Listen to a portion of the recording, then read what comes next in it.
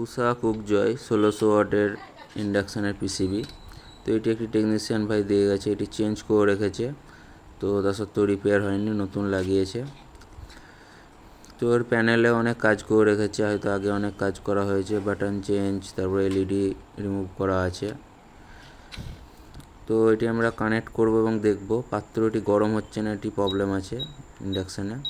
তো দেখতে পাচ্ছেন জল রেখেছি আমরা, গরম হচ্ছে না। তো এটি আমরা রিপেয়ার করব। দেখতে পাচ্ছেন আমরা রিপেয়ার করে দিয়েছি, একটু পরিমাণে বেশি জল নিয়েছি কারণ এটি এবার হিট হবে। তো দেখতে পাচ্ছেন পাত্রটি হিট হচ্ছে, তো আমরা পাশ থেকে দেখাবো, অন অফ করে দেখাবো, তার কারণ হচ্ছে এটি ওপেন আছে এবং ছোট পাত্র, ড্যামেজ হওয়ার চান্স থাকে। দেখতে পাচ্ছেন ভাপ উঠছে। তো আমরা অ্যাম্পেয়ারও দেখাবো নিচ্ছে কিনা। দেখতে পাচ্ছেন 4.9।